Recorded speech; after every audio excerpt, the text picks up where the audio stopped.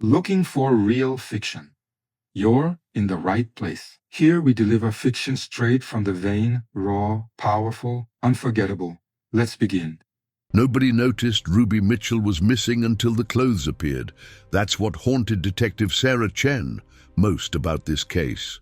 Not the vanishing itself, but the return of what she'd been wearing.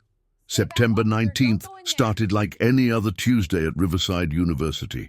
Students stumbled to 8 a.m. classes with hangovers from Welcome Week parties. The Delta Sigma house lawn still had red cups scattered across the grass. But in room 304 of Morrison Hall, Stella Grant stood frozen in the doorway, her coffee tumbling from her hand. On Ruby's bed, folded with obsessive precision, lay the denim jacket, white crop top and ripped jeans her roommate had worn to the bonfire party. Stella had come back at 2 a.m. The bed was empty then. She'd checked. Ruby sometimes crashed at her boyfriend's place, but Ruby didn't have a boyfriend. At least, nobody knew about one. The clothes smelled like smoke and autumn night. Grass stains marked the knees. Everything was exactly as it should be, except Ruby herself had vanished into air. Campus security called it in at 7:45 a.m. By 9, Detective Chen was standing in that doorway, staring at those folded clothes and feeling ice water replace her blood. Because 20 years ago, her sister disappeared from a college campus too. They never found her body. They never found anything at all. The security footage made no sense whatsoever. Detective Chen watched the timestamp roll, 11:47 p.m., Ruby laughing with 3 other freshmen near the Delta Sigma bonfire. Her vintage denim jacket caught the firelight. Someone handed her a red cup. She took a sip, made a face, dumped it in the grass. 11:51, she walked toward the street with 2 girls Chen would interview later. 11:58, the camera on Maple Street showed Ruby alone, checking her phone under a streetlight. Then nothing. Morrison Hall had cameras at every entrance. The keycard logs were digital, encrypted, theoretically foolproof. Between 1 a.m. and 6 a.m., 0 entries to the 3rd floor, 0 exits. The system didn't glitch. Chen verified that personally with the tech supervisor, a nervous kid named Marcus who kept insisting the servers were clean. But Stella Grant swore on her mother's grave those clothes weren't there at 2 a.m. She turned on the light. She'd looked directly at Ruby's bed before falling asleep, just empty sheets and Ruby's stuffed elephant from childhood. By 7 a.m., the clothes had materialized like a ghost's confession. Chen interviewed the RA, the floor neighbors, the custodial staff. Everyone had alibis tighter than the knots in her stomach. The building had 1 delivery entrance. Locked from inside, no keycard access. Someone had entered that room. Someone had folded those clothes with care that felt almost loving. Someone who left absolutely 0 trace of existing. Ruby's parents arrived from Richmond on Wednesday morning. Margaret and Tom Mitchell looked exactly like every parent Chen had ever delivered bad news to, desperate hope fighting with raw terror in their eyes. They sat in the campus police conference room while Chen asked questions that felt like knives. Had Ruby seemed different lately? Was she struggling with classes, friends, mental health? Margaret's hands shook as she scrolled through her phone, showing the last text from Ruby. "Mom, the campus is beautiful. I think I'm going to love it here." Sent September 10th, 9 days before she vanished. Tom mentioned Ruby had always been private, kept journals instead of posting online. Chen's pulse quickened.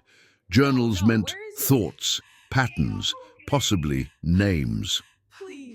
Back in room 304, Chen and Officer Davis tore the place apart with Stella's tearful permission. They found the journal under Ruby's mattress, wrapped in a pillowcase.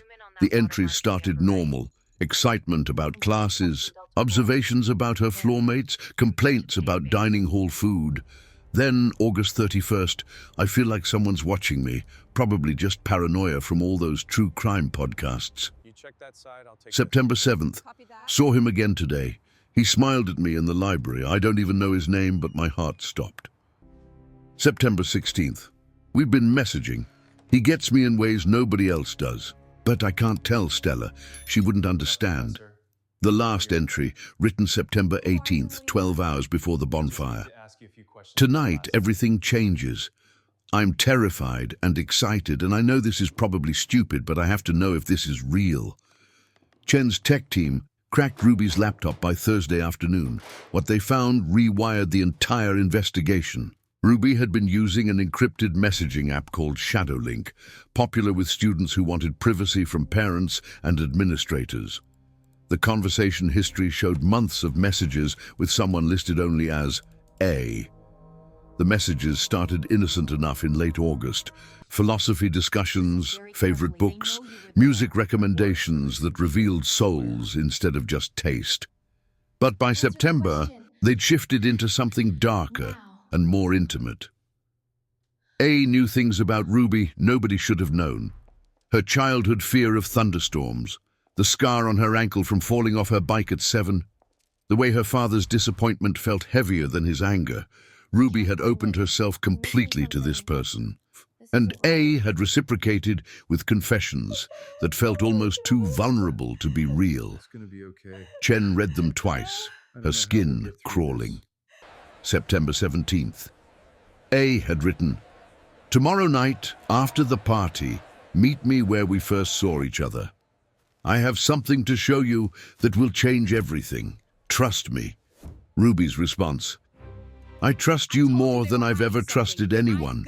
The tech team traced the account. Dead end. Routed through proxy servers in 3 countries using a burner email that had been deleted. Whoever A was, they knew how to disappear digitally. But people made mistakes in the real world. Chen pulled Ruby's class schedule and started building a timeline. Where had she been in late August when these messages started? The library. The student center. Professor Davidson's Introduction to Philosophy seminar. Marcus Brennan, no relation to the detective, sat in the security office Friday morning, his leg bouncing with nervous energy. Sarah Chen had requested every piece of footage from September 18th, and what Marcus found made his hands shake. There was a glitch. 4 minutes and 37 seconds where camera 6, the one covering the Morrison Hall East stairwell, went dark. 12:43 a.m. to 12:47 a.m. The camera didn't malfunction. Someone had looped the footage. Marcus showed Detective Chen the metadata. An expert job, nearly invisible, but he'd found the signature in the code. Whoever did this had access to the security system itself. Chen's stomach dropped. That narrowed the suspect pool to campus security staff, IT administrators, and anyone with stolen admin credentials. She started pulling personnel files while Marcus dug deeper into the access logs. By noon, they had a name that appeared 3 times in the system during suspicious hours. Jeremy Walsh, a graduate TA in the computer science department. 24 years old, quiet, brilliant, no criminal record. Chen and Officer Davis found him in the CS lab, debugging code with headphones on.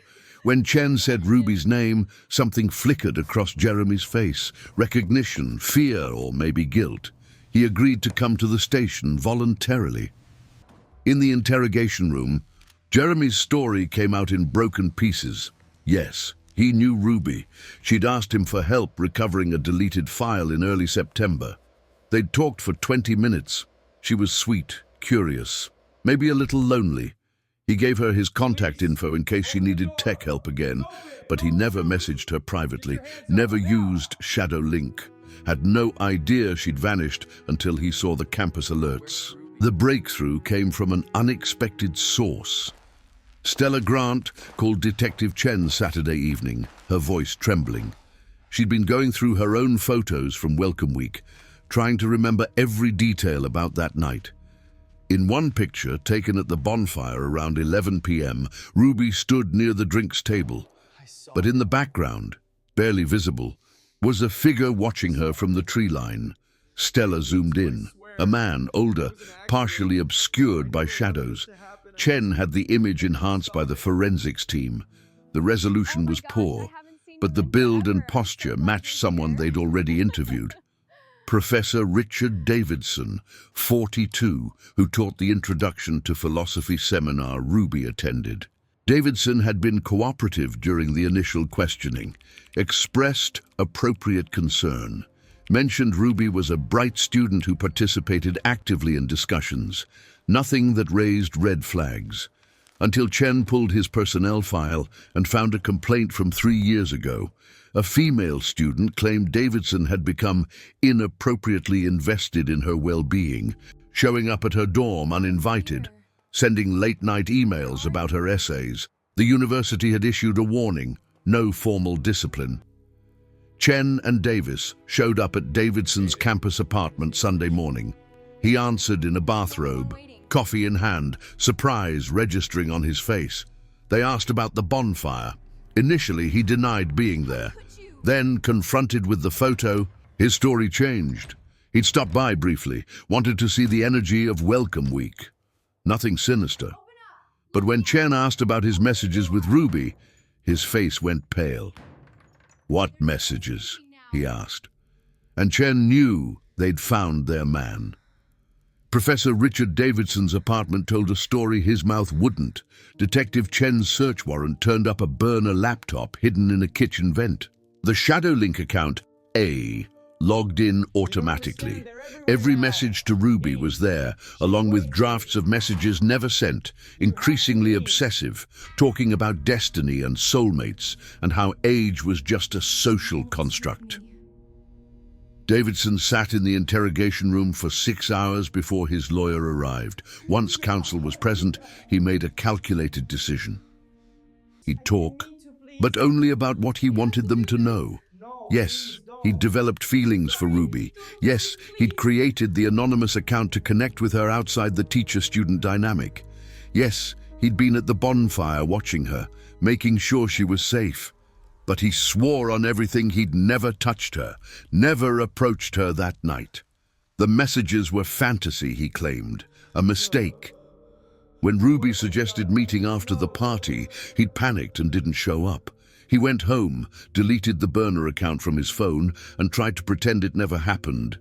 Then she vanished, and he was terrified. Terrified of being blamed, terrified the messages would surface. So he said nothing. Chen wanted to reach across the table and shake the truth out of him. His story had holes big enough to drive trucks through. The folded clothes, the 4-minute camera loop, the keycard access that didn't exist. Davidson had motive, opportunity, and the technical knowledge to cover his tracks. But they had no body. No physical evidence placing him in room 304. His DNA wasn't in the room. His alibi, home alone, no witnesses, was weak, but not impossible. The case was dying. Detective Chen felt it in her bones Tuesday morning, 2 weeks after Ruby vanished. Davidson was released on bail pending charges for stalking and misuse of university systems. But without a body, without concrete evidence of foul play, the district attorney wouldn't file murder charges. Ruby's parents were falling apart. The media had moved on to fresher tragedies. Then Stella called again. She'd been listening to a voice memo on her phone from September 15th. Ruby had accidentally recorded a conversation while her phone was in her pocket during lunch at the dining hall. Stella sent the file. Chen played it 3 times, her pulse racing. Ruby's voice, "I'm meeting him tonight. I know you think I'm crazy." An unfamiliar female voice, "Ruby, you don't even know what he looks like. These online things never work out." Ruby, laughing, "That's what makes it exciting. It's like the universe is testing whether connection can exist beyond physical stuff." The other voice, "Just be safe. Meet somewhere public." Ruby, "I will. The bell tower. Midnight." He suggested it because it's where we first made eye contact, apparently. And the bell tower. Chen had checked every location mentioned in Ruby's journal, but this was new. The old campus bell tower had been closed for renovations since August. Locked, off limits, no cameras because no one was supposed to be inside. Chen got the keys from facilities management and went there Wednesday at dawn. The main floor was empty. Construction equipment, tarps, dust. But the stairwell going up showed scuff marks, recent. Someone had been climbing to the upper levels. The third floor of the bell tower smelled like old wood and something else, something chemical that made Detective Chen's eyes water. She climbed carefully, Officer Davis behind her, both with flashlights cutting through the darkness. The construction company had left the space gutted. Exposed beams, holes in the floor. But in the northeast corner, someone had created a space. A camping lantern, blankets, bottles of water, a duffel bag. Chen's hands shook as she opened it. Inside, Ruby's student ID, her phone, battery dead, a change of clothes that weren't the ones found in room 304, and a journal, not the one from under her mattress, but a new one, with entries dated September 19th through September 23rd. Ruby's handwriting, frantic, terrified. The first entry, "He locked me in. I thought this was romantic, but he's not who he said he was. He's not Professor Davidson. He won't tell me his real name. He brings food and water but won't let me leave. Says we need time for me to understand. I'm so scared. If anyone finds this..." The entries became more desperate. Ruby had tried to escape twice. The door was reinforced. The windows too high. She'd screamed until her voice gave out, but the construction noise from other campus buildings drowned her out. The last entry, September 23rd. "He said tonight I have to make a choice. Stay with him or he'll make sure I'm never found. He's crying. I think he's going to kill me. Mom, Dad, I'm sorry. I should have told someone." Chen radioed for backup and forensics. They processed the scene for 2 hours. The fingerprints belonged to Marcus Brennan, the security technician. No relation to Detective Sarah Chen, but he'd made sure everyone knew his last name when he started the job in July. 23 years old. Transferred from a community college in Pennsylvania. Quiet, helpful, always volunteering to pull extra footage, to dig deeper into system logs. He'd been the one to discover the 4-minute camera glitch. He'd looped his own footage, then revealed it to investigators, playing the helpful tech genius. Classic narcissist move, inserting himself into the investigation. They found him at his apartment off campus. He didn't run, didn't resist, just asked if Ruby was alive. She wasn't. The search team found her body Thursday afternoon in a crawl space behind the bell tower's main room. She'd been dead since September 23rd. Asphyxiation, manual strangulation. In his confession, Marcus described a fantasy he'd built from the first day he saw Ruby during orientation. She'd smiled at him in passing. He'd convinced himself it meant something. Created the A persona. When she agreed to meet at the bell tower, he'd prepared everything. The locked room, the supplies, the plan to make her love him, given enough time. When she kept refusing, kept demanding to leave, he'd panicked. The folded clothes in her room were his last attempt at romance. A gift, returning what she'd worn the night their relationship began. He'd used his master keycard during the camera loop he created. Stella had been in such deep sleep she never heard him. The case closed October 7th. Ruby's funeral was on a cold Saturday that felt like the world mourning. Detective Chen stood in the back, watching Ruby's parents collapse under grief's weight, and thought about her sister. Some ghosts never rest, but at least Ruby's family had answers. In this job, sometimes that's the only mercy you can offer.